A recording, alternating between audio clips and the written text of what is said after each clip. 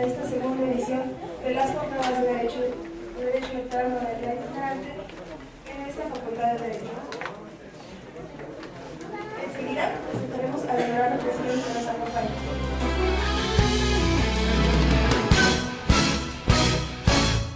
Nos complace presentar al consejero electoral y maestro de la Comisión Jurídica, maestro Luis Espínola Morales.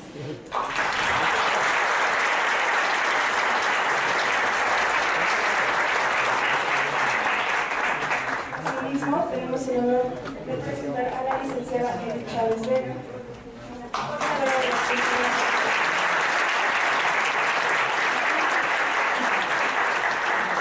Finalmente, esta tarde nos complace presentar a nuestro conferencista especial, el doctor Santiago Nieto Castillo.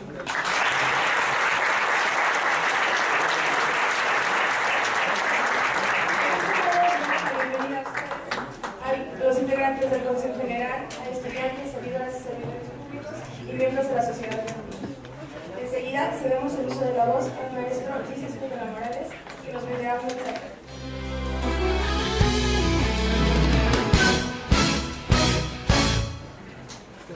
Muchas gracias a todos. Para el Instituto Electoral del Estado de Querétaro es un honor para la Comisión Jurídica estar aquí con ustedes, poder colaborar con la Universidad Autónoma de Querétaro, especialmente en el campus San Juan del Río, en este edificio,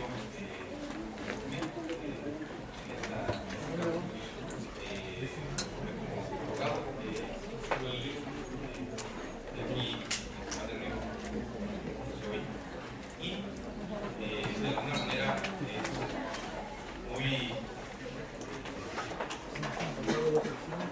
honorable poder estar con ustedes, poder organizar este tipo de eventos, gracias a la licenciada Edith Chávez, al doctor Santiago Nieto, que nos ha honrado también con su asistencia y la participación en esta conferencia.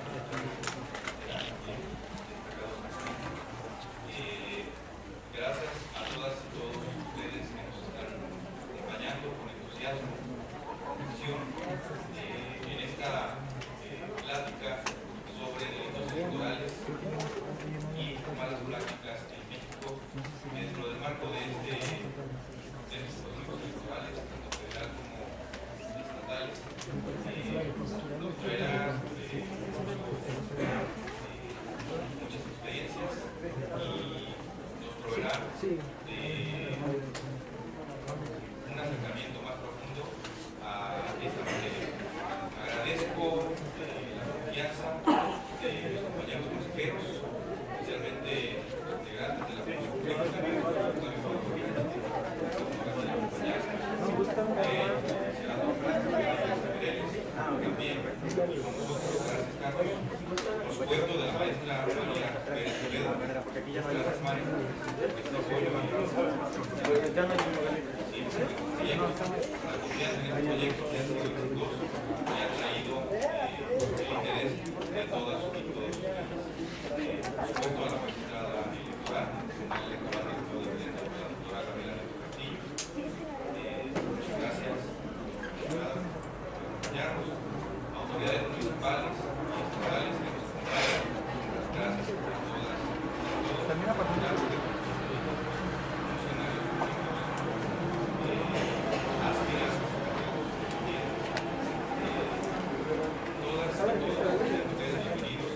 espero que esta jornada y otras más podamos hacer un corte y llevar a cabo algunas otras fechas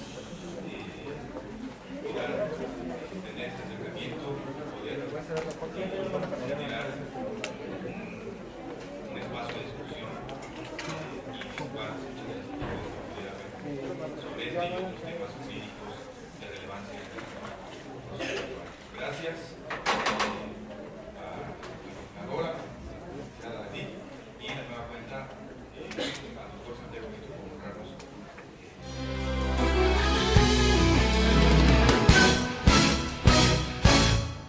Buenas tardes, sean todos bienvenidos a esta Facultad de Derecho Campus San Juan del Río.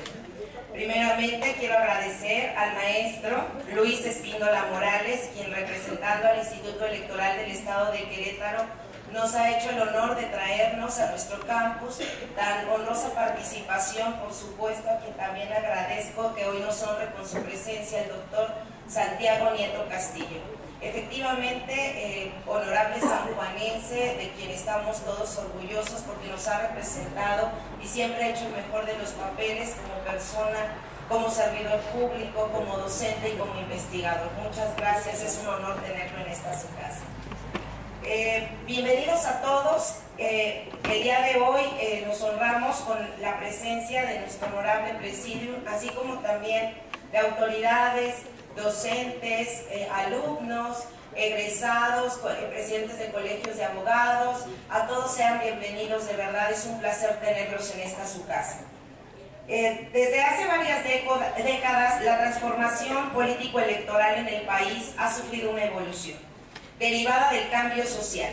Esto significa de alguna manera un cambio de actitud individual y colectiva. Por lo tanto, quienes asumen el poder deben estar conscientes de ello. Y la mejor manera de responder a esos avances es permitiendo y motivando el pluripartidismo. Pero esto significa que la elección de los mejores representantes deberá hacerse con mayor claridad y una mejor democracia. En el caso particular de nuestro país, esto ha quedado de manifiesto mediante constantes reformas y modificaciones a las leyes electorales, para que los procesos democráticos tengan una mayor transparencia y se eviten las inconformidades de quienes tienen especial interés y participación en los mismos.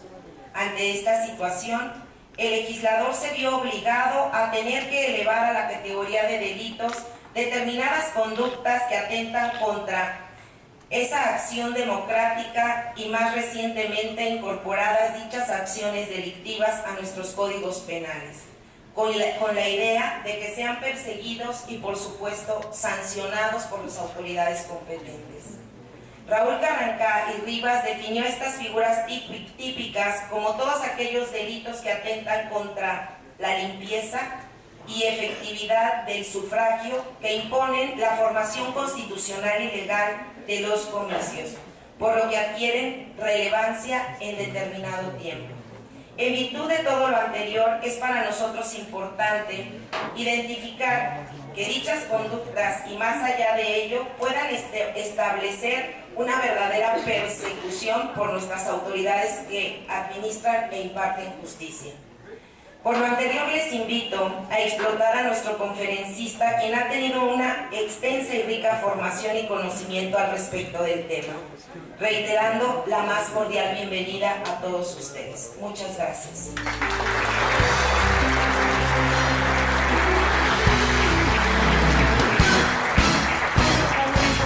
Para continuar, me permitiré leer una breve semblanza curricular de nuestro conferencista.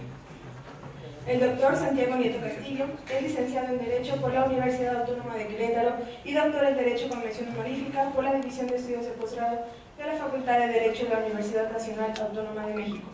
Fue asesor jurídico en el Consejo Local del Instituto Federal Electoral, en el Distrito Federal y en el Consejo General del IFE de 1997 a 2003. Se desempeñó como coordinador de asesores y secretario particular de la Contadora Mayor de Hacienda de la Asamblea Legislativa del Distrito Federal de 2000 a 2003. En el Poder Judicial de la Federación se desempeñó como secretario técnico de la Secretaría Ejecutiva del Pleno del Consejo de la Judicatura Federal. Ocupó el cargo de secretario técnico en el Instituto de la Judicatura Federal y como secretario de Estudio y Cuenta y jefe de Unidad de Investigación y Difusión en el Tribunal Electoral del Poder Judicial de la Federación durante el periodo de 2003 a 2007.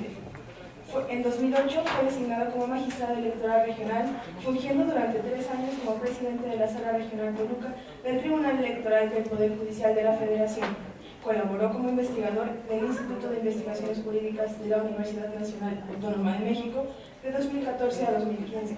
En febrero del 2015 fue designado por el Senado de la República como titular de la Fiscalía Especializada para la Atención de Delitos Electorales, FEPADE. Es profesor de las divisiones de estudio de posgrado de la Universidad Panamericana y de la Universidad Nacional Autónoma de México y miembro del Sistema Nacional de Investigadores nivel 2. Es autor de diversos libros, entre los que destacan las obras tituladas control de convencionalidad y la reforma constitucional en materia de derechos humanos, los derechos en tiempos de género de mujeres en derechos y derechos, interpretación y argumentación jurídica en materia electoral, una propuesta garantista y teoría de la verdad de las elecciones. Ha escrito diversos libros en autoría y ha participado en más de 40.000 libros colectivos, así como en diversos artículos en revistas y publicaciones de circulación nacional.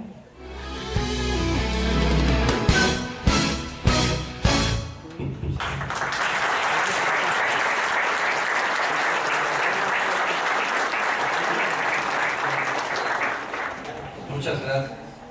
Muy honrado, decía hace un momento el maestro Luis Espíndola, que es un honor formar parte de este campus. Y quiero decir que por mi edad, a mí no me tocó estudiar aquí en el campus de San Juan del Río. En el proceso donde yo estaba ya cursando la licenciatura es cuando se inaugura el campus.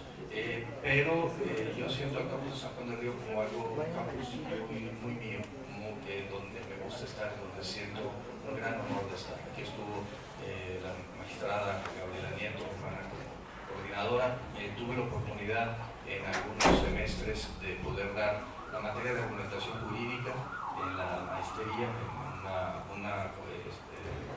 en un grupo que se dio aquí en San Juan del Río, y la verdad es que siempre ha sido para mí un gran orgullo y un gran honor decir que me acompaña San Juan del Río en todas las cosas que me toca desempeñar en el ámbito de lo público. Quiero plantearles un poco la dinámica de la exposición. Primero agradecer, por supuesto, al maestro Luis Espíndola Morales la invitación para poder estar esta tarde con ustedes.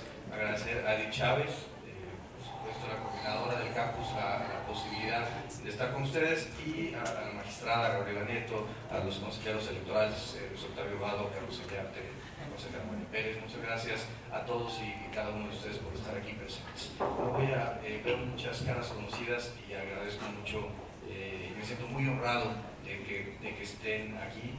Y bueno, quisiera hacer una exposición. Primero advertir que, como muchas veces lo digo, el derecho, desde mi punto de vista, es básicamente argumentación, y por tanto no hay respuestas unívocas en el derecho.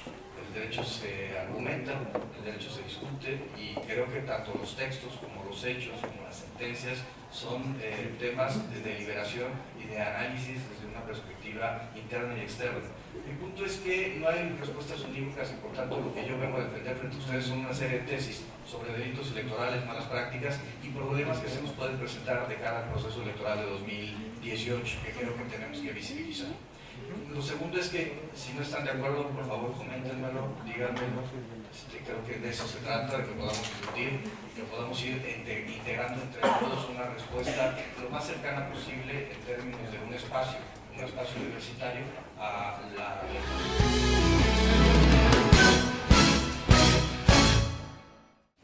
Manuel González Oropesa recientemente publicó un texto en donde encontró en el Archivo General de la Nación una nota que decía que en 1830, en las elecciones en México, habíamos tenido problemas de compra de votos, de alteración de los padrones electorales, y además que había habido un problema relacionado con el cómputo de los votos a nivel de las juntas, en ese momento de parroquias, pues juntas distritales.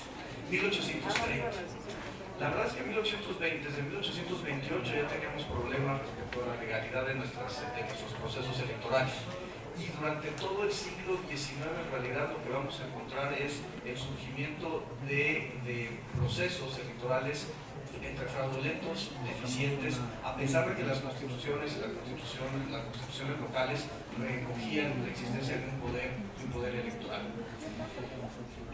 Durante todo el siglo XX, la verdad es que se construyó un modelo que tuvo sus particularidades de violencia en la década de los 30, de los 40, para gestar el sistema de partido hegemónico, el presidencialismo exacerbado en el cual vivimos, pero ya entrado en la década de los 60, de los 70, cuando empieza a haber una enorme pluralidad social que no se reflejaba en la pluralidad electoral, las formas de operar en el campo por parte de los operadores jurídicos, los operadores políticos, los operadores sociales del sistema, empezaron a generar estas malas prácticas que después se fueron tipificadas como delitos electorales.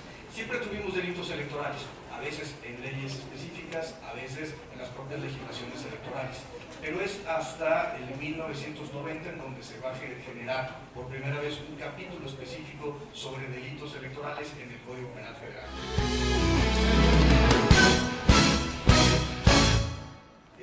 Pues lo que comúnmente hoy recordamos en nuestra antropología política como la operación Tamal, o la operación Carrusel, o la operación Urna Embarazada. ¿Por qué había una operación urna embarazada? Era cuando llegaban las urnas, eran urnas de cartón, a veces en algún momento eran urnas de madera y ya venían con votos adentro. Claro, como eran tan pesadas, nadie podía determinar si había o no votos. O eran opacas, nadie podía determinar si había votos o no adentro. Esto se cambió, la operación TACO, bueno, esto se cambió en 1994, cuando el Instituto Federal Electoral en ese entonces aprobó un diseño que hoy está en la ley, en donde las urnas tienen que ser translúcidas y se arman el día de la jornada electoral por parte de los ciudadanos, que además fueron insaculados en un proceso doble de insaculación para poder ser capacitados como funcionarios de base.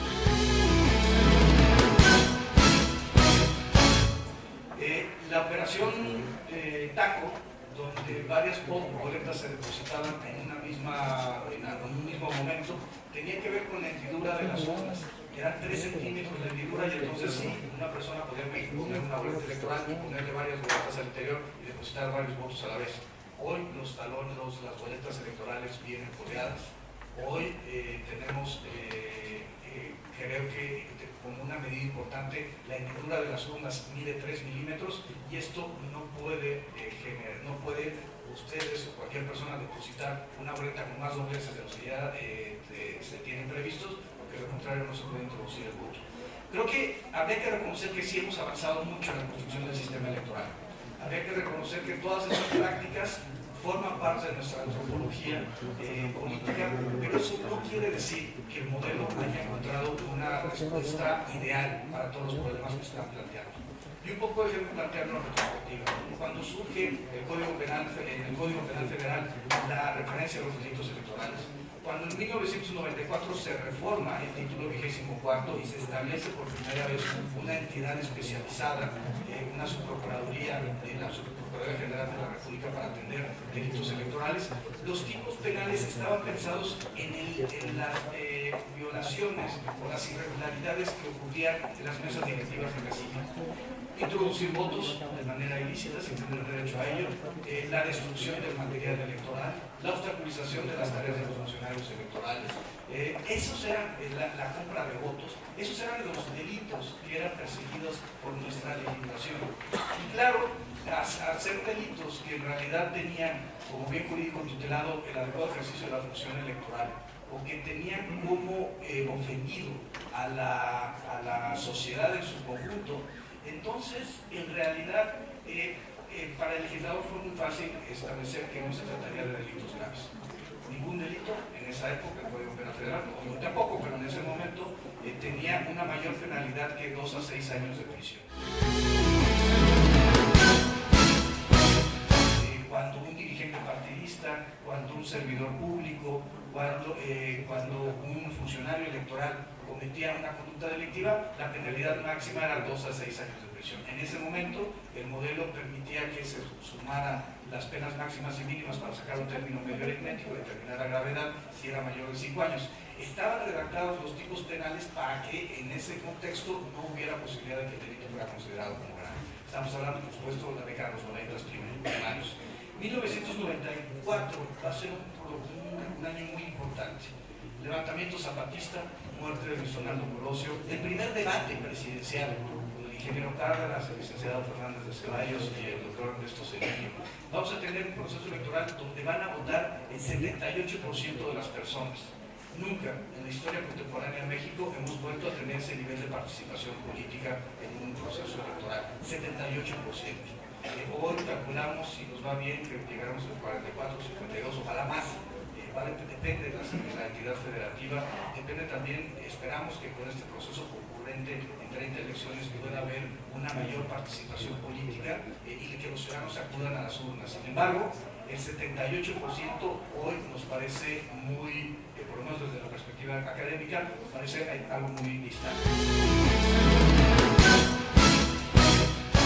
Y en ese contexto, Carlos Salinas de Gortari designa como titular de la Fiscalía al doctor Ricardo Franco Guzmán.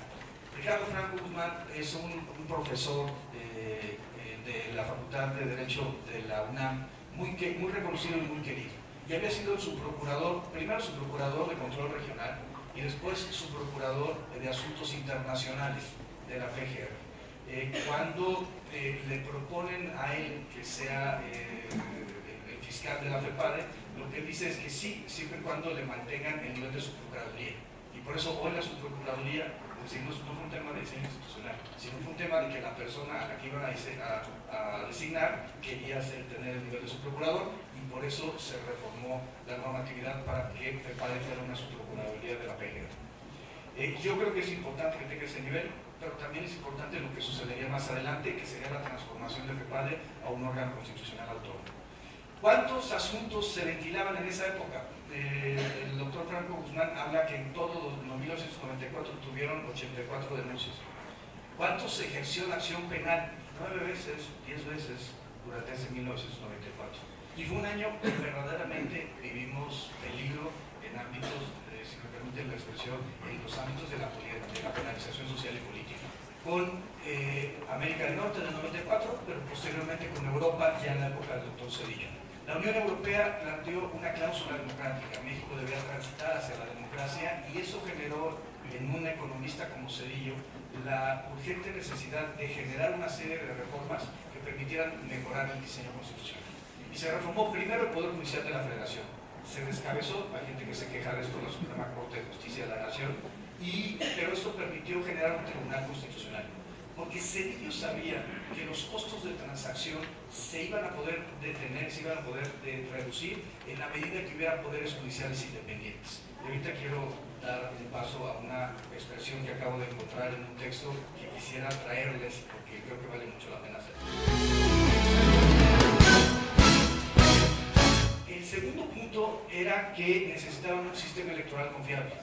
Y entonces viene una reforma electoral, se crea el IFE como un órgano constitucional autónomo, antes era un órgano sectorizado en la Secretaría de Gobernación, presidido por el secretario de Gobernación, y se crea una fiscalía especializada para atender delitos electorales que tiene un proceso gradual de transformación. En 1996, el fiscal de la FEPADE, Estuardo Bermúdez, quiere impulsar una reforma a la FEPADE, no lo toman en consideración y tiene que dejar el cargo.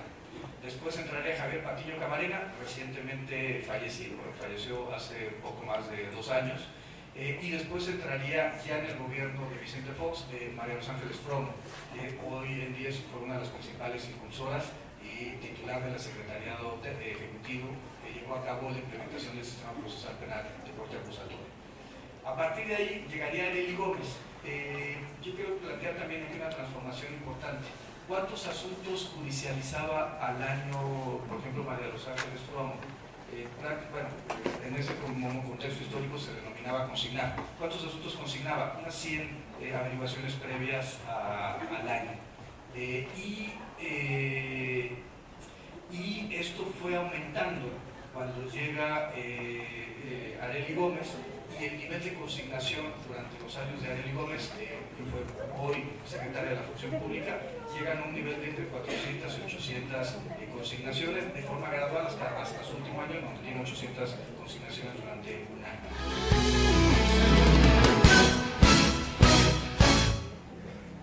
Viene un conflicto político, sale Arely Gómez, entra José Luis Vargas, hoy magistrado de la Sala Superior, y José Luis Vargas lleva a cabo un proceso para ejercer la acción penal en contra de algunos dirigentes del Partido de Acción Nacional. Esto genera un conflicto y termina él dejando la fiscalía, que concluye la parte final del gobierno de Felipe Calderón y Meta Carrillo.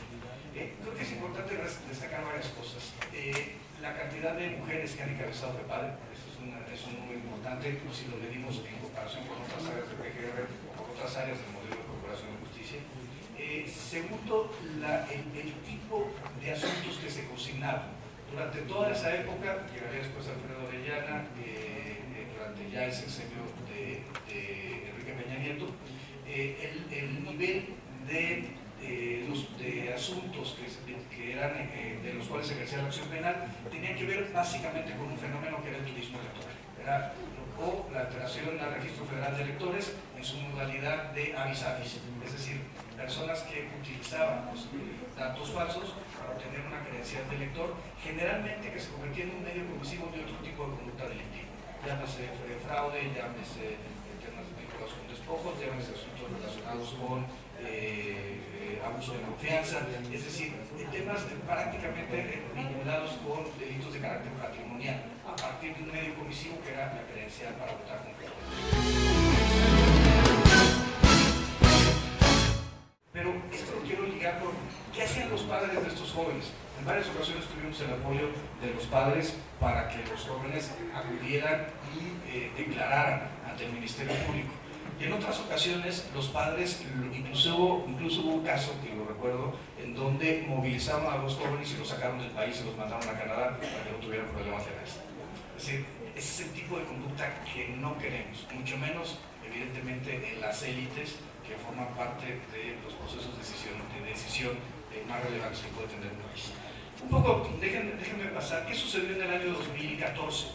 En el 2014 hay una discusión, yo creo que muy importante, inclusive yo vine un año atrás, 2013. Los senadores Alejandro Encinas del PRD y Roberto Gil Suárez del PAN, en ese entonces del PAN, organizaron una reunión para efecto de buscar un mejor entramado en materia electoral y designaron un secretariado técnico, y déjenme, perdón por hablar en primera persona, César Astudillo, que es un académico del Instituto de Ciencias Jurídicas de la UNAM, Arturo Sánchez, que después de ahí se convertiría nuevamente en consejero electoral, Felipe Cermeño, que está en este momento en el Instituto Nacional Electoral colaborando con Lorenzo Córdoba, y un servidor, fuimos el secretariado técnico. Estuvimos haciendo las propuestas y un poco anécdota de la vida, Roberto Gil dice en esta reunión de trabajo con los senadores, cuando estábamos diseñando el modelo y distribuyendo los temas de lo que queríamos tratar fiscalización, medios de comunicación, distritos electorales indígenas, paridad, había varios temas en la agenda. Y dice Roberto, necesitamos a alguien echado para adelante para que vea los temas de los delitos electorales. Un poco lo que sucede en cualquier salón de clases cuando se quiere designar al jefe de grupo. ¿Quién lo va a hacer? Entonces Roberto me queda viendo y dice, a ver tú, Santiago, genérate el diseño que necesitaremos para una fiscalía. Hicimos el primer trabajo y el primer borrador era una FEPADE autónoma, ¿no? Era autonomía presupuestal, autonomía administrativa, era convertirlo en un órgano constitucional autónomo, hacer ciertas conductas delictivas como delitos graves y incorporar medios de comunicación, partidos políticos. Evidentemente, la responsabilidad penal es una responsabilidad sobre la persona física, pero al final del día la transición al sistema procesal penal acusatorio permite una responsabilidad de las personas morales. Entonces se discutían estos primeros elementos. También lo que sucede, pues llegamos al momento de las definiciones y las sesiones, dicen, no, esto es lo que están pidiendo ustedes es mucho, hagan un dictamen que consolide solamente algunos de los elementos. La iniciativa quedó presentada. Después de esa iniciativa, la senadora Pilar Ortega del PAN va a presentar una segunda iniciativa. Por parte del PRI, Miguel Ángel Chico presenta un senador, en ese entonces por el PRI, hoy cercano a Morena, presenta una siguiente iniciativa. Y después viene una iniciativa presentada por el senador Miguel Barbosa, en ese entonces del PRD, hoy de Morena. Con esos elementos, la Comisión de Justicia, que en ese entonces era integrada por Arely Gómez, por Roberto Gil y por Angélica de la Peña, establecen un procedimiento para que las personas que formaban parte de los asesores de la comisión elaboráramos un documento final. La pelota de saque la sacó Salvador Sandoval, que era un asesor de Arely Gómez, y a partir de ahí, un día, como sucede en muchas ocasiones, en una noche, porque ya había que sacarlo, empezamos a redactar y a hacerle las modificaciones a los tipos penales a lo largo de una mesa.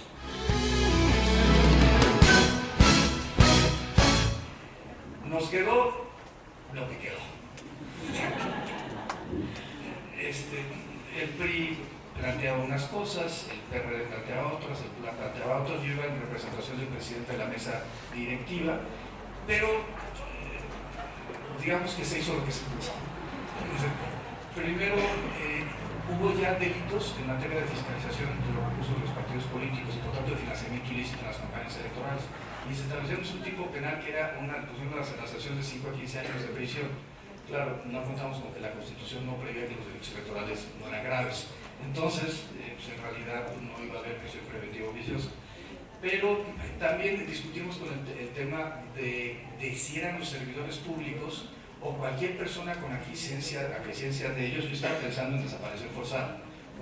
Es decir, que no solamente el delito lo puede cometer un servidor público, sino cualquier persona, ¿no? Esto que se conocía como las madrinas, que eran los que cometían ese tipo de conductas. Al final, nosotros impulsábamos eso. La respuesta del PRI fue no, porque ya está en el artículo 7. La penalidad para el artículo 7 era 6 meses a 3 años de prisión. Para los servidores públicos logramos que se aumentara de 2 a 11 años, logramos que se presentara el tema de la inhabilitación. Y bueno, fue una sesión bastante interesante. Al final del día se presentó al Pleno y los senadores la votaron, con excepción en ese momento del PT. Manuel Bartlett dijo que no había participado el PT en esa mecánica y que por tanto pues, no habría delitos, ellos no participarían en la votación. Sin embargo, yo creo que registró uno de los temas pues, más importantes al convertir esa reforma constitucional y la reforma legal, uno, a la FEPADE no un órgano de relevancia constitucional. Por primera vez se estableció a nivel constitucional la FEPADE, cosa que el IFE había conseguido desde 1990 y el Tribunal Federal Electoral desde 1990. El TRICOEL no había llegado a la Constitución, pero ya estaba desde la ley desde 1987. FEPADE llegaría a la Constitución hasta el año 2014. Entonces la diferencia estructural. Piensen un poco en el presupuesto. ¿Cuánto dinero tiene el INE para este proceso electoral? 18,000 millones de pesos. ¿Cuánto tienen los partidos políticos? A nivel federal y local, 12,000 millones de pesos. Yo creo que el tema, y siempre lo he dicho, el tema está en los espacios donde hay poco presupuesto. Por ejemplo, los institutos electorales locales, por un lado, y por otro lado, las fiscalías electorales. Pero la pregunta es, ¿por qué tenemos este diseño? La FEPADE representa el 0.7% del presupuesto de los órganos electorales federales. La pregunta es ¿por qué? Y esto tiene que ver con cómo hacemos los diseños institucionales para efecto de que funcionen o no en una democracia. Déjenme plantear esto. ¿Quién considera que la corrupción es un tema cultural? Es un tema de diseños institucionales. Es decir, necesitamos mejorar los diseños institucionales para evitar la corrupción y por supuesto para mejorar los procesos, déjenme plantearlo así, los procesos de responsabilidad, transparencia, rendición de cuentas, etc. Un poco, déjenme ponerles esta frase que me pareció muy interesante. Es una frase también, por cierto, de un autor que pasó por las aulas de la Universidad Autónoma de Querétaro, Jaime Cárdenas, y la leí hace poco y me llamó mucho la atención por el paralelismo. Dice, el régimen de Fujimori, sobre todo a partir de su elección en 1995, se caracterizó, uno, por ser un gobierno con una fuerte concentración de poder. Segundo, con mecanismos débiles de accountability, con una libertad de prensa deteriorada y con una fuerte interferencia del poder político sobre el poder judicial. Adivinen en quién me acordé. Es decir, a ver, ojo, es Fujimori. Es uno, en términos de la Corte Interamericana de Derechos Humanos, es uno de los gobiernos que más han lesionado los derechos fundamentales a nivel de América Latina. Y creo que aquí hay 4 elementos que tendremos que empezar a analizar. Fuerte concentración del poder. Muchas de las reformas constitucionales que tuvimos durante estos últimos años han sido para fortalecer el poder central, llámese desde crear un Instituto Nacional Electoral hasta los temas de concentración de la homologación de los procedimientos penales. De alguna forma todo se va concentrando a nivel de la federación. Segundo, mecanismos débiles de accountability. ¿Esto por qué me preocupa? Pienso nuevamente en el sistema anticorrupción. Tenemos un comité de participación ciudadana que tiene que dar políticas públicas en materia de combate a la corrupción, pero que no tiene competencia en realidad para instruirle a ninguna Secretaría de Estado o a ningún órgano cómo tiene que actuar. No tenemos un fiscal anticorrupción todavía, después de 4 años de la reforma constitucional. Y bueno, tenemos un problema de que no tenemos Fiscalía General. Es decir, tenemos 4 años de que se ha aprobado una reforma y esto no ha caminado. Un poco, déjenme hablar sobre esto, yo sé que no es el tema, pero para mí es muy importante relatarlo. Tenemos básicamente 3 definiciones sobre corrupción y un esquema que nos permiten hablar sobre malas prácticas y sobre cómo combatir este tipo de conductas. Primero, Alejandro Nieto, que es un profesor de Derecho Administrativo español, señala que es el uso desviado de los poderes públicos en beneficio particular. La pregunta es, si se están utilizando recursos públicos para fines privados, ojo, ya tenemos un problema. Ejemplos, no voy a poner el estado, una reunión de delegados en donde los delegados federales, con un nivel de ingreso entre 50 y 100 mil pesos mensuales, se reúnen y para jugar cartas. Y el punto es que para entrar a la mesa tienen que pagar 300 mil pesos de apuesta inicial. Un delegado federal. Delegados federales. La pregunta es, si ganan 50 mil pesos o 100 mil pesos, ¿cómo pueden pagar 300 mil pesos para entrar a una mesa y jugar? Esto habla de un problema del diseño institucional. Empresas fantasma. ¿Qué hicieron en Chihuahua, en Veracruz y en Quintana Roo? Los gobiernos lo que hicieron fue empezar a contratar con empresas fantasma creadas por ellos mismos para efecto de tener recursos que venían del erario público y después eran destinados a las campañas electorales. Perdónenme, pero esto evidentemente es un acto de corrupción que vincula la corrupción con los temas del ámbito electoral y es algo sobre lo que tenemos que reflexionar con absoluta seriedad. Es utilizar bienes públicos nuevamente para fines de naturaleza personal. Cuando empezamos a detectar estos casos y cuando se empezaron a ver los montos, no sé si les platiqué, Quintana Roo, un caso donde detectamos 206 millones de pesos que salieron de las cuentas del gobierno del Estado y que en esas mismas fechas detectamos que había recibos de un candidato a gobernador por 201 millones de pesos. En los mismos días. México se movió a partir de elementos de corrupción para poder pacificar el país en la década de los 20 y de los 30. Sí, se le cedió a los espacios locales la posibilidad de generar cacicazgos y esos cacicazgos lo que hicieron fue mover a partir de la corrupción los esquemas para poder mantener la paz. Entonces había un acuerdo implícito. A nivel local hacían lo que querían los caciques locales, pero no perseguían el poder federal. El poder federal quedaba regulado en un grupo de personas vinculadas con el partido en ese entonces Nacional Revolucionario, la Revolución Mexicana, etcétera, hasta que se convirtió en el PRI de la época del autoritarismo. Sin embargo, mi punto aquí de definición tiene que ver con analicemos cómo se fue transformando la relación entre corrupción y delitos electorales y cómo se fue transformando la corrupción. Gonzalo de Santos tenía una frase que todos recordamos que decía que era la moral y respondía, es un árbol que da moras. Y esa frase es una frase muy importante para poder ejemplificar una forma de concebir la política en el espacio mexicano.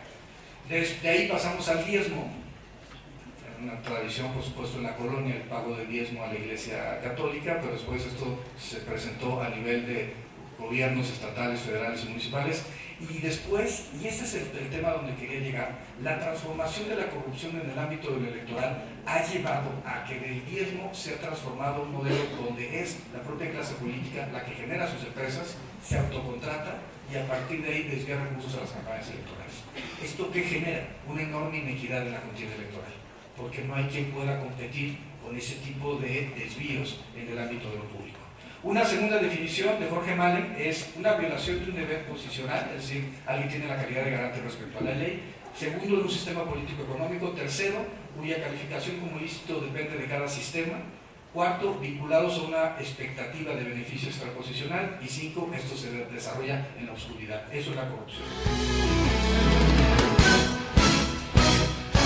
Un esquema, que es el esquema de ClickDART, nos puede ayudar a ejemplificar eso de forma visual. La corrupción es monopolio. Si alguien tiene monopolio de la decisión, más ejercicio discrecional, menos rendición de cuentas. Con estos tres elementos tenemos el espacio propicio para que un régimen se vuelva un régimen más corrupto. Un poco, déjenme comentarles, y esto cómo opera para el ámbito del derecho, para el ámbito en general pues, de la vida cotidiana. ¿Cuál es el impacto? Déjenme pasarlo acá. ¿Cuál es el impacto que tenemos en la realidad de México? Transparencia Internacional el día 22 de febrero de este año acaba de rendir su informe. No sé si tuvieron oportunidad de verlo. Hoy Reforma me hizo el favor de publicar un artículo sobre el tema. México cayó del lugar 129 al 135 de 180 países analizados. O sea, caímos 6 puntos. Cayó de 30 puntos, el puntaje máximo es 100 puntos. ¿Quién lo tiene? Pues nadie, ¿no? Pero Nueva Zelanda tiene 89, Dinamarca tiene 88, Suiza tiene 87, es decir, digamos, hay países que tienen niveles importantes de combate a la corrupción. El primer país en América, Canadá, evidentemente, lugar 8. Segundo país en América, Estados Unidos, nivel 16. Estados Unidos, con todo y Trump. Así que muchas de sus decisiones son para favorecer a sus propias empresas, lo cual es un tema, evidentemente, de corrupción. El promedio en Europa es 66. En América, en general 44. En el África subsahariana tenemos 34 puntos. ¿Cómo le hacemos nosotros para tener 29 puntos? ¿Cómo hicimos para estar abajo del África subsahariana? Es decir, del Congo, ¿no? de Sierra Leona, de Liberia, de Nigeria. ¿Cómo lo hicimos para llegar a esos niveles? La pregunta es por qué, esto yo lo reflexionaba en mi artículo, ¿por qué Brasil y Perú están 40 puntos arriba de nosotros? 40 lugares arriba. Están por los lugares 90, nosotros estamos en el lugar 135. Por una cuestión muy sencilla. Odebrecht. Porque ellos procesaron penalmente al director de Petrobras, porque ellos procesaron penalmente a los dueños de Odebrecht y porque Perú está enjuiciando a su presidente, vicepresidentes han llegado a la cárcel en Colombia, en Venezuela, en El Salvador, en Ecuador, en Perú, en Brasil, y nosotros no hemos hecho nada. Este creo que es el tema central, que por eso estamos en el lugar 135. Estamos a la altura de Rusia, que no es... A ver, Putin lleva 18 años en el poder y no parece que se quiera ir. Eso implica que el sistema electoral ruso presenta ciertos problemas. Estamos al lado de Bangladesh, que acaba de salir de hambrunas recientemente. Estamos al lado de Laos. Es decir, nuestro nivel realmente es pobre. Y sí, efectivamente estamos arriba de Venezuela, que tampoco no es ningún incentivo, de Guatemala, que acaba de recibir una comisión internacional para procesar penalmente por temas de corrupción. O sea, que tuvo que dejar la soberanía nacional a una comisión internacional para efecto que se revisaran los temas de corrupción. Y bueno, y Haití. O sea, a ver, sí tenemos un problema, ¿no? Pues sí hay que visibilizarlo y creo que es importante a partir de aquí empezar a reflexionar sobre ello. World Justice Project, estos son resultados del mes de enero. O sea, digamos que en febrero tuvimos malas noticias, veamos las que recibimos en enero. México en 6 años cayó del lugar 72 a 103 en temas de corrupción. Ojo, aquí no son 180 los países analizados, son 113. Entonces, del 100, sistema penal, estamos, según World Justice Project, en el lugar 105 de 113 países analizados en materia del sistema procesal penal acusatorio. Esta percepción que tenemos en este momento, que no, yo no comparto, digo, la idea de la puerta giratoria, esa percepción de que el sistema no funciona es lo que nos está llevando a este tipo de espacios. Pero también el uso selectivo. Por un asunto presunto de lavado de dinero, no se pueden filtrar los videos en los medios de comunicación y generar comunicados en donde está inculpándose una persona sin que haya habido o una determinación ministerial o una determinación judicial. Y en todo caso yo diría, la justicia no puede ser selectiva, porque entonces no es justicia. Entonces el punto sería, perdónenme, pues tendríamos que estar procesando en este momento a Rosario Robles por los 2.130 millones de pesos desviados en Sedesol, o tendríamos que estar visibilizando el problema real que significa que 34.000 millones de pesos hayan sido desviados por Javier Duarte. Cuando alguien me dice es que la democracia es muy cara, digo, a ver, perdónenme, ni con partidos ni con INE juntos llegamos a los desvíos de Javier Duarte. O sea, ¿realmente creen que es sano? Yo sé que Chihuahua es un estado muy grande, no lo podemos comparar, no nos podemos, digamos, comparar en términos, digamos, estadísticos con Chihuahua, territorialmente hablando, pero no es posible que César Duarte tenga un rancho en Chihuahua que sea más grande en las dimensiones territoriales que la capital del estado. Eso quiere decir que algo no funciona o no está funcionando en los temas de control. Y esto impacta directamente y decididamente en lo electoral. Dice el Banco de México que el 9% de la corrupción del Producto Interno Bruto se va en actos de corrupción. Se señala que se encarecen en las empresas mexicanas, el 15% de los productos son encarecidos, porque ese 15% se da en ir pagando espacios de corrupción en la relación entre gobiernos y empresas. Y creo que eso también tendría que llevarnos a una reflexión. La cantidad de recursos, de inversiones extranjeras que no llegan a México por los actos de corrupción son, la verdad, escalofriantes. Bueno, llegamos aquí, el proceso electoral. Déjenme plantearlo así. Tenemos el proceso electoral más complejo de la historia moderna de México. Todos ustedes saben que son 30 elecciones concurrentes, que son 87 millones de ciudadanas y ciudadanos mexicanos que pueden participar. El INE, los institutos locales van a tener que imprimir más de 560 millones de boletas, que se tienen que distribuir a lo largo y ancho del país, en las 30 entidades con elecciones locales y por supuesto todo el país para la elección federal. Estamos hablando de por lo menos 1.400.000 ciudadanos que van a tener que ser funcionarios y funcionarias de casilla el día de la jornada electoral. Estamos hablando de que va a ser un proceso electoral en el cual el INE va a tener que fiscalizar pues, estas 3.400 elecciones, pero los recursos de los candidatos no solamente a nivel federal sino a nivel local, y va a tener muy poco tiempo, muy pocos meses para poder desarrollar esa actividad. Ojo, esto es un problema y es un riesgo para todos. Lo que quiero decir es, a ver, un poco reflexionemos sobre qué está pasando. ¿Dónde estamos en este momento? Esto, déjenme salir un poco del análisis desde la perspectiva de la teoría de la corrupción y de los delitos electorales, para enfocarlo más bien en el tema de la teoría política. ¿Qué vimos? Vimos un proceso en el cual tuvimos una precampaña de 3 precandidatos únicos. Perdónenme, la ley decía que si había precandidatos únicos no puede haber precampaña. El criterio jurisdiccional, esto es lo que algunos autores como Pedro Salazar denominan el garantismo espurio. Es decir, a ver, la ley te dice una cosa y en realidad lo que generamos fue algo muy diferente para el efecto de que todos los partidos políticos pudieran posicionarse frente a la ciudadanía. Pero esto realmente sirvió. Yo no sé y tengo mis dudas.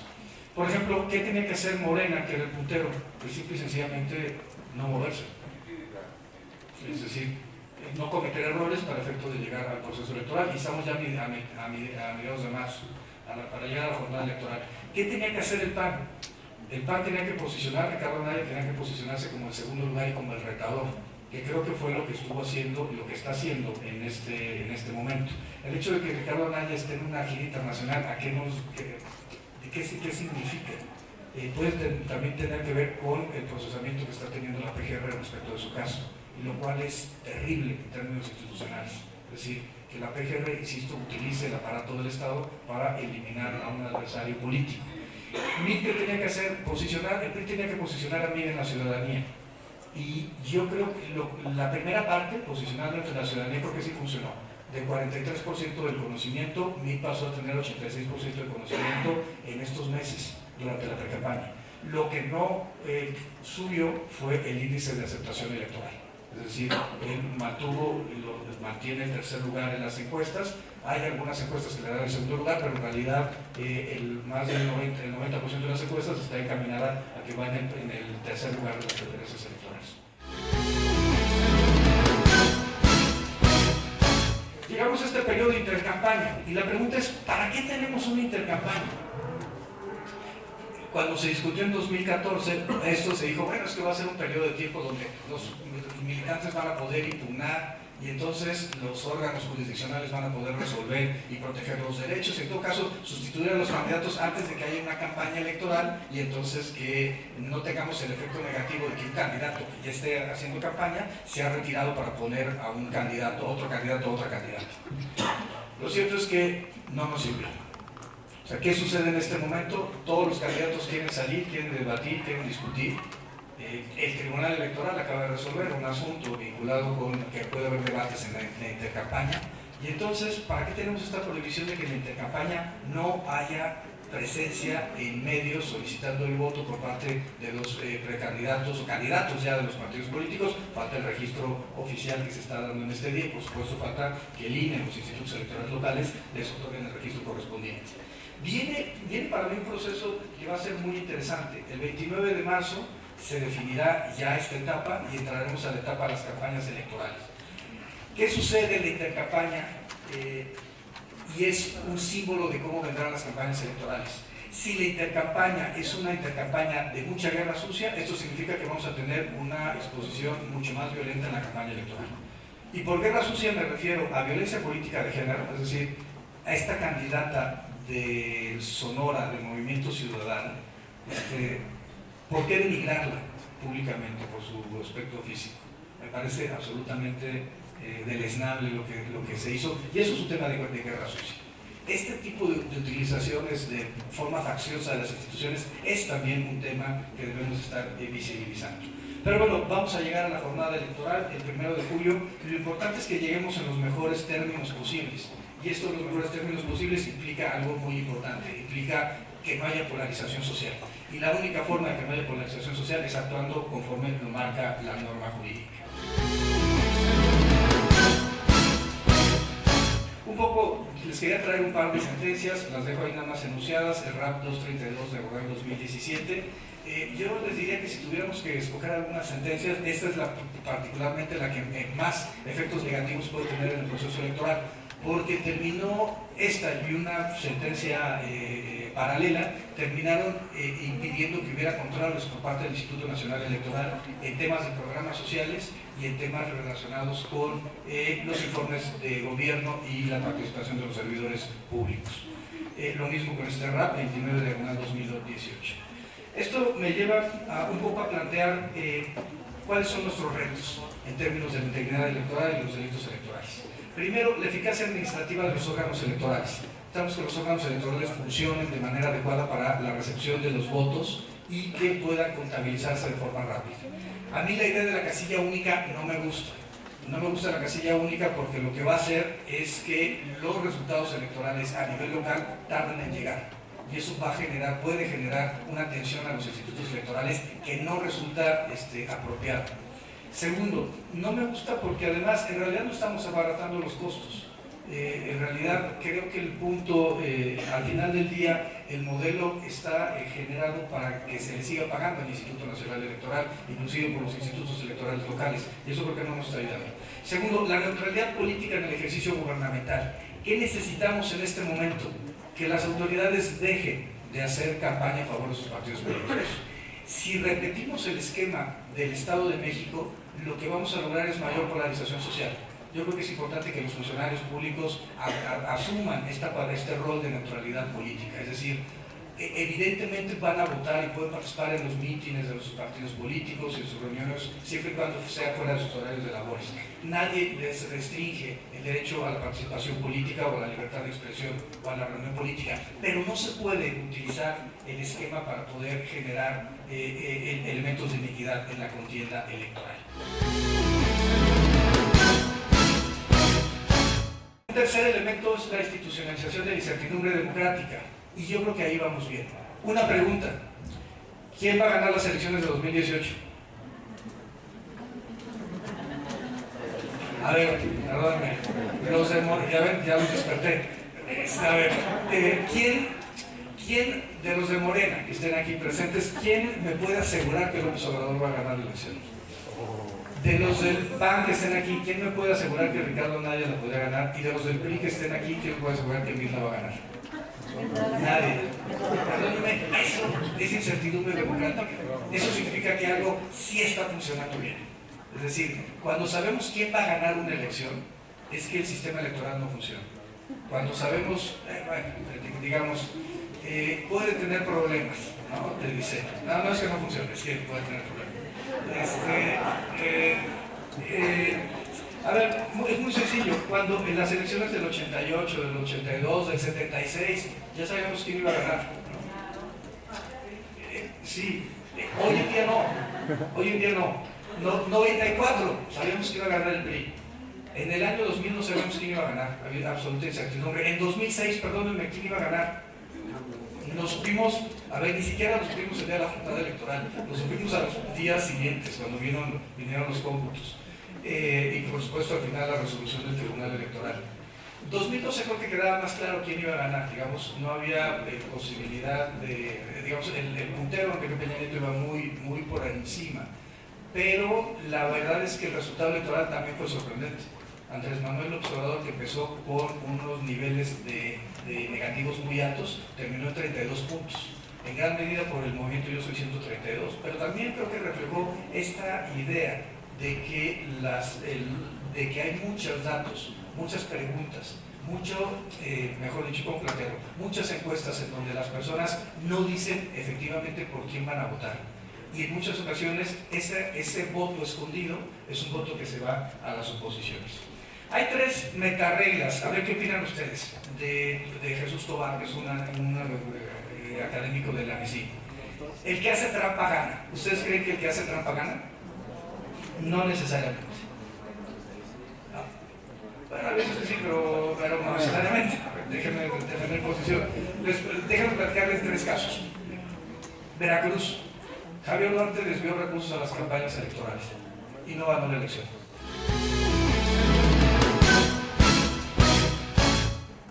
Roberto Borges, además de regalarles predios de zonas ecológicas mexicanas a sus familiares, y tener 29 yates. Les platico un caso muy bonito que nos tocó en Hidalgo, donde un director de obras públicas fue a las comunidades y empezó a repartir dinero durante la época de la pre-campaña y la intercampaña. Llega como candidato en la campaña electoral y pierde las elecciones. Después regresa a la comunidad a exigir que le dieran el dinero que había repartido. Un caso del PRD en Coajimalpa, en la Ciudad de México, un precandidato muy enojado.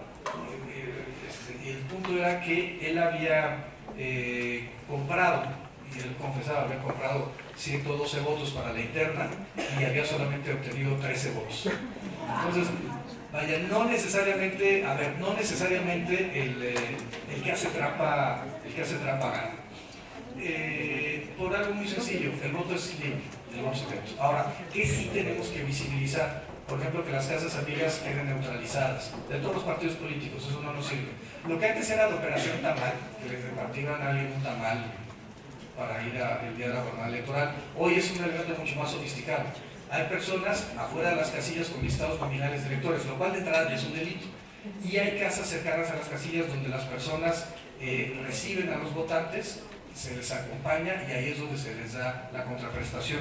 En el Estado de México, por ejemplo, en Ecatepec, me tocó conocer de casos donde se les daba la tarjeta rosa y 2,000 pesos.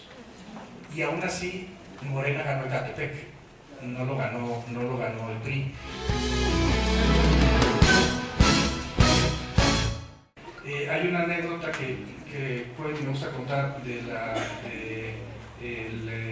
director general, entonces director general de averiguaciones previas, también fue maestro de aquí, maestro de FEPADE, el maestro Álvaro Rodríguez, que recibimos una llamada de FEPADETEL de que habían que estaban comprando votos en una casilla.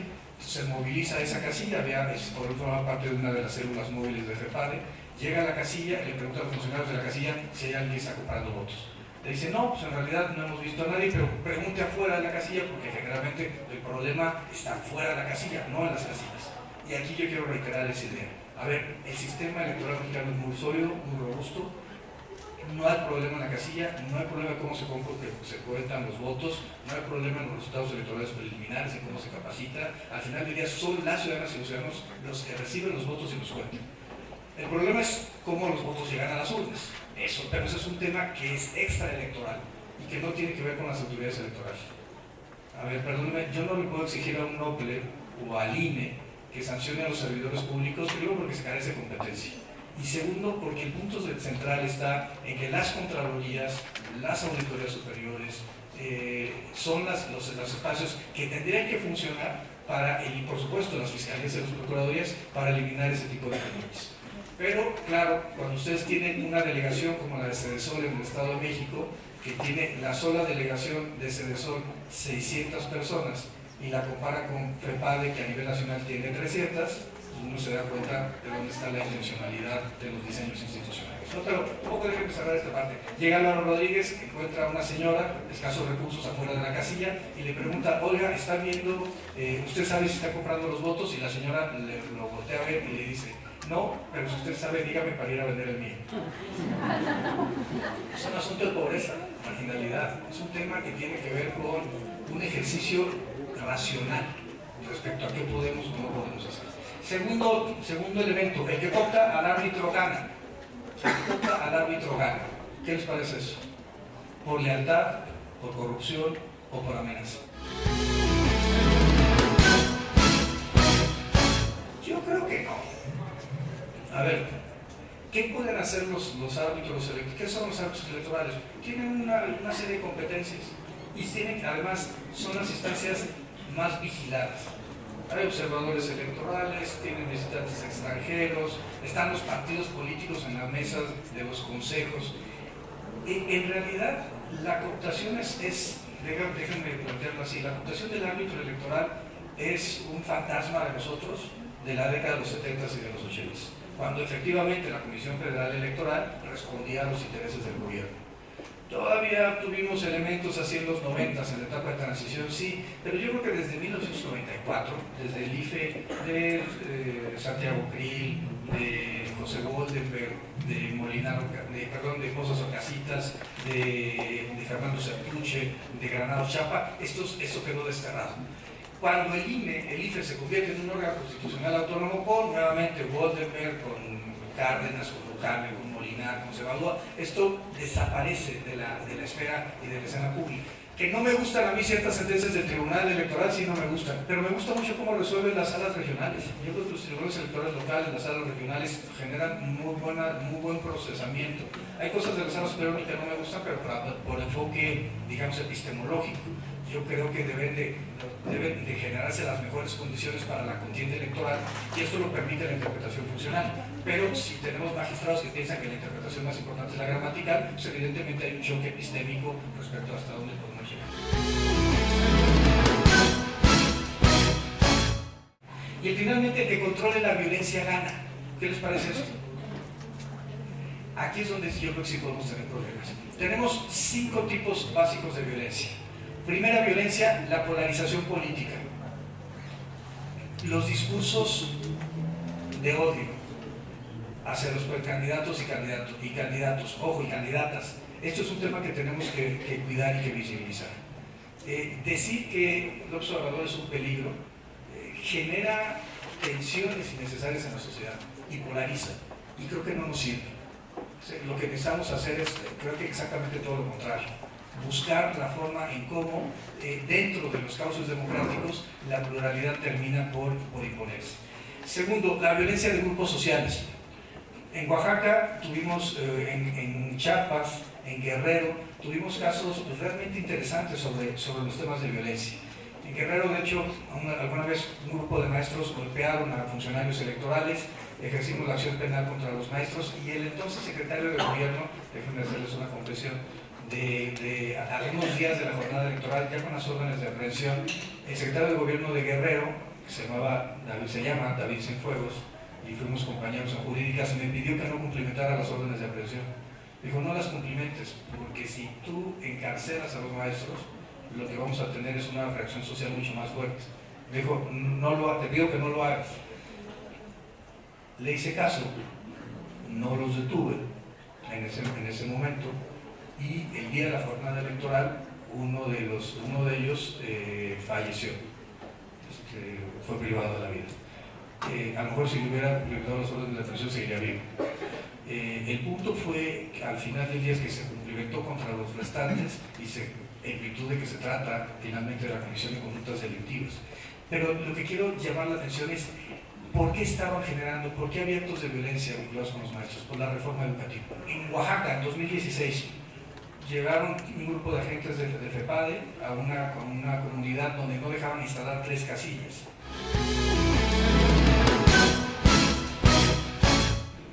Al final del día, lo que pedían la comunidad indígena, lo que pedía es que el gobierno del estado les pagara 54,000 pesos que les debían de un tema de una obra. Y por eso no dejaron instalar las casillas. Yo creo que este tipo de cosas de violencia desde la perspectiva de los grupos sociales deberemos de tenerlas visibilizadas para que no sea un tema gubernamental lo que nos genera una atención para que no se instale una casilla en un espacio determinado. Tercer tema, los grupos delincuenciales. ¿La delincuencia organizada genera actos de violencia? La respuesta es sí. Sin embargo, digamos que la presencia de la delincuencia organizada es sobre todo en el ámbito del financiamiento de las campañas electorales. Si ustedes tienen un candidato, por ejemplo, candidato presidente municipal de Piedras Negras, esto lo cito mucho, en donde empieza a decir que en su campaña que quiere generar casinos y quiere establecer discos para los menores de edad, ojo, ya tienen un problema de un tipo de candidato que no debería ser candidato a un cargo de elección popular. ¿Qué les interesa la delincuencia organizada? No les interesa quién va a ser el senador, no les interesa quién va a ser un diputado federal, les interesa quiénes son los presidentes municipales. Y es ahí donde viene la presión y donde tenemos de 2013 a la fecha la mayor cantidad de muertes de presidentes y presidentas municipales en manos de presuntamente los grupos delincuenciales. Yo creo que el caso más paradigmático es el candidato de Morena en Yurécuaro, que un coche a 30 metros le pega en movimiento, le dispara en la cabeza en un mitin y lo mata. Creo que este es el tipo de casos donde sí encontramos violencia. En 2011, no me dejará mentir Luis Espínola, cuando trabajamos él y yo, y Octavio Ramos, un magistrado, hoy magistrado federal, un proyecto de resolución que ha sido cuestionado y alabado, no me quedaría ahí, sobre el caso de Morelia. Uno de los puntos importantes es que una semana antes de las elecciones, el presidente municipal de La Piedad le dijo a sus guaruras que se fueran, a sus escoltas que lo dejaran solo, porque iba a estar el domingo entregando propaganda en el centro de La Piedad, en la plaza pública. Ese día los sicarios lo matan. Evidentemente es un tema de delincuencia organizada.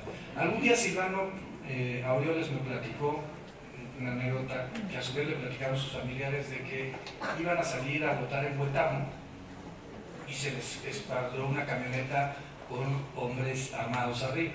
Cuando ellos quisieron salir a votar, los hombres armados le dijeron que no salieran, eran 5 personas en la casa.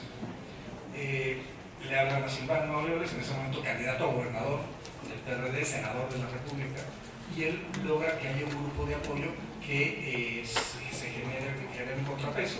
Llegan patrullas para defender a sus familiares.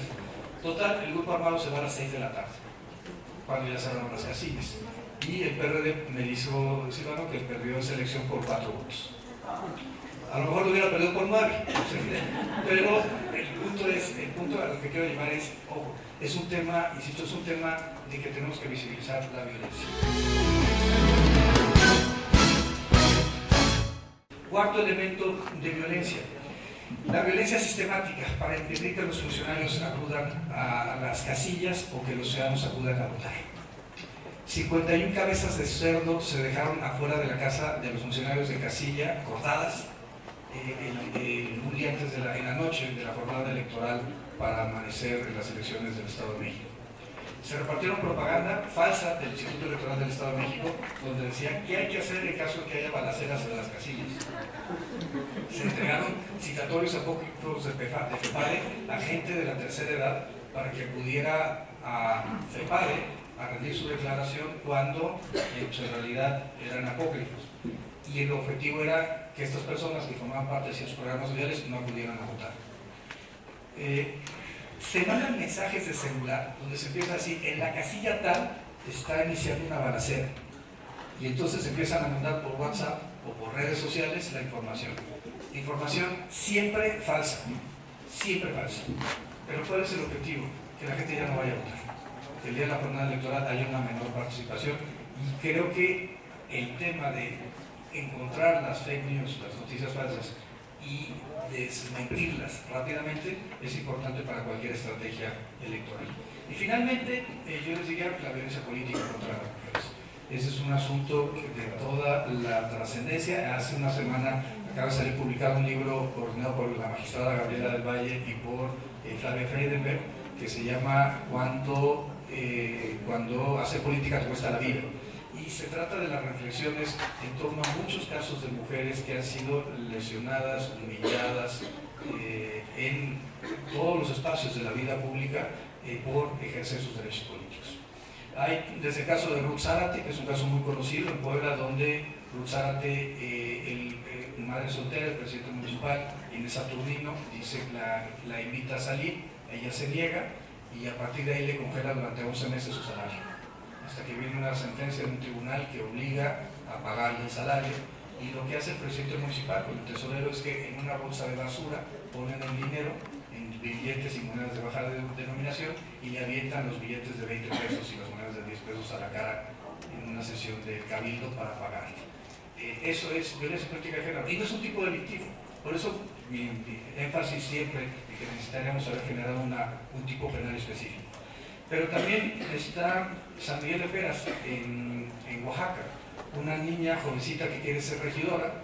La jovencita va a la sesión de la asamblea, el presidente municipal le dice que las mujeres no votan, sale ella corriendo, va a la comandancia de policía, los policías, hombres, la detienen, la toman de las muñecas, de los tobillos, la llevan a la sesión y ahí le pide el presidente municipal al abuelo que tome un látigo y que latigue a la joven.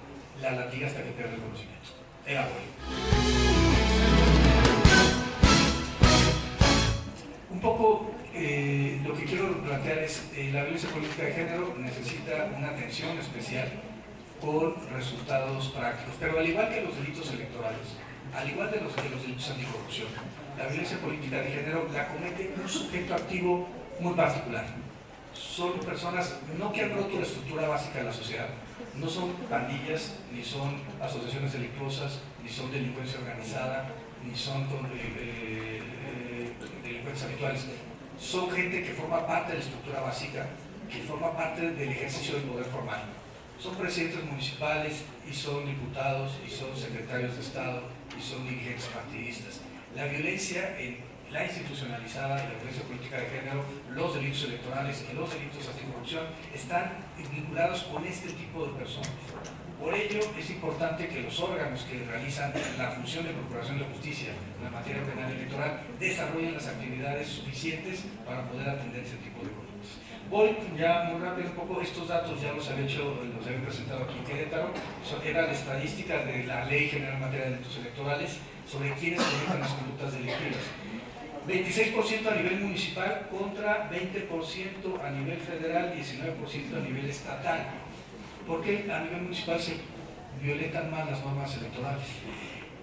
Reelección, es decir, la reelección será un elemento que esteje, además de las sentencias del Tribunal Electoral que permiten que la reelección, que las personas no se puedan separar de los cargos, no estará generando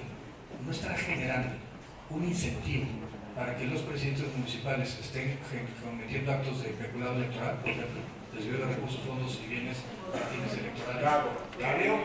Creo que es un tema que tendríamos que empezar a valorar y a revisar. ¿Quiénes cometen más delitos electorales? ¿Quién más poder tiene? Punto.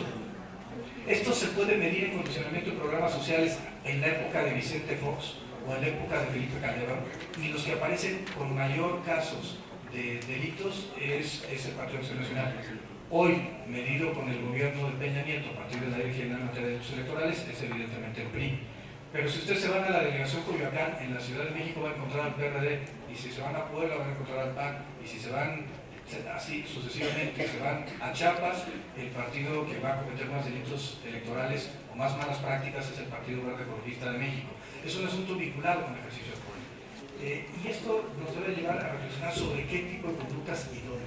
Afortunadamente, Querétaro es un estado de baja incidencia delictiva electoral. Salvo un tema relevante que hubo aquí en San Juan del Río respecto a alteración al registro federal de electores, donde gente con actas falsas de Coahuila estaba sacando credenciales de elector. En realidad, lo que sucede en Querétaro es, digamos, es menor, ¿no?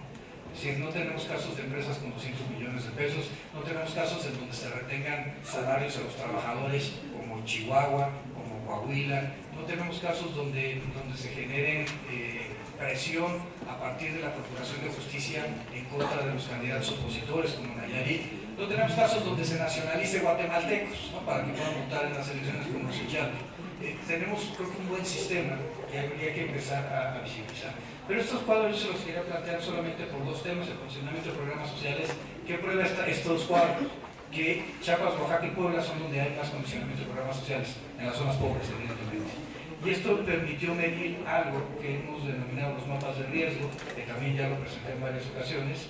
El grado de marginación, por ejemplo, en Coahuila, en donde se supone que en los lugares de mayor marginación es donde debemos tener más beneficiarios del programa Prospera. Pero no, hay más beneficiarios de Prospera en Torreón y en Saltillo, donde hay un mayor desarrollo urbano. ¿Qué significa esto? Pues que podemos estar en presencia de un problema de clientelismo político. O el Estado de México. La zona norte, la zona de influencia del PAN, no tiene programas sociales. La zona oriente, donde hay enormes desigualdades, marginalidad, Texcoco, Chimalhuacán, Ixtapaluca, Los Reyes, La Paz, Nezahualcóyotl, no hay programas sociales, o no hay porcentaje de beneficiarios del programa Prospera de manera fuerte. ¿Dónde se encuentran los beneficiarios? Pues en la zona sur del Estado de México, que es la zona de votación también. Esto puede significar, insisto, alguien me dice, alguien me dijo, no me lo dijeron, pero me lo pusieron en una nota periodística. Me dijeron, es que es una acérrimo antiprista. Pero no, lo que pasa es que mi función era perseguir delitos electorales. ¿Quién comete más delitos electorales? El que más poder tiene. Lo que necesitamos es generar las condiciones, los mecanismos y los diseños institucionales para evitar que desde el ejercicio del poder se generen condiciones de inequidad en la contienda electoral. Esto ya un día se nos había comentado, que es Querétaro, lo comenté en el Instituto Electoral del Estado. Querétaro tiene un mapa en temas de condicionamiento de programas sociales sano, donde los lugares donde hay mayor marginación es donde hay más beneficiarios de los programas sociales.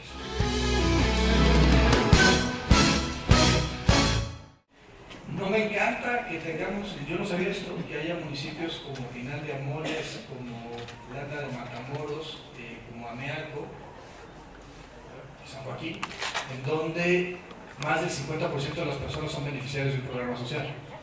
Esto sí habría que plantearlo porque es una cantidad muy importante de personas. Pero esto es un mapa sano. ¿A qué me refiero con un mapa sano? No denota que haya un uso clientelar de los programas sociales.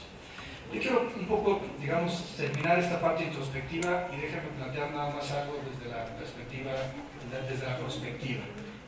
¿Hacia dónde vamos? ¿Qué tenemos en 2018? Tenemos, creo que, uno de los mayores retos del sistema electoral mexicano. Las elecciones tienen que ser confiables, tienen que ser creíbles.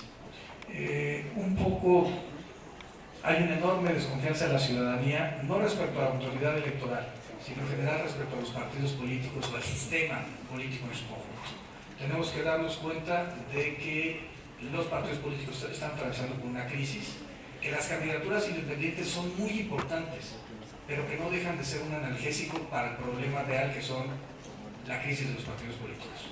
¿Qué se requiere? Más democracia interna entre los partidos políticos, y eso significa que las reelecciones no sean, digamos que por dedazo, Si no va a haber elecciones, sea a través de procesos de internas en los partidos políticos que permitan ver quién es el que está más posicionado frente a la ciudadanía en ese espacio geográfico determinado. Por supuesto que el presidente municipal o el diputado en funciones, diputada, va a tener mayores posibilidades, pero creo que no debemos de perder de vista que la reelección en el sistema norteamericano ha funcionado porque parte de las primarias de los partidos.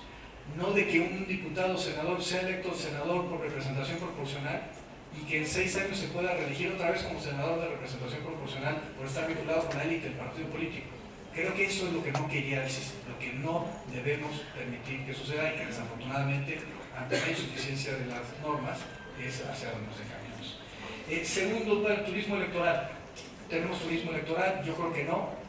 Baja California y Nayarit serán los únicos espacios donde haría presencia. Tenemos utilización y condicionamiento de programas sociales. Hoy México, el gobierno federal mexicano tiene en cuentas más de 1.2 billones de pesos. Nunca habíamos tenido unas reservas de esa magnitud y me da la impresión de que se van a ir al proceso electoral, no sé por qué. Y creo que eso no nos sirve. Lo que necesitamos es que los recursos públicos se utilicen para los fines a los que fueron diseñados. Que los programas sociales sirvan para cumplir con las obligaciones que los tratados internacionales de derechos humanos están establecidos para el Estado mexicano. Financiamiento ilícito. A ver, perdónenme, Odebrecht era un modelo en el cual de Brasil se depositaba en cuentas en Suiza, de empresas generadas en Islas Vírgenes e Islas Vírgenes Británicas e Islas Caimán, sobre empresas que se vinculaban con empresas en México y que después eran contratadas por Televisa.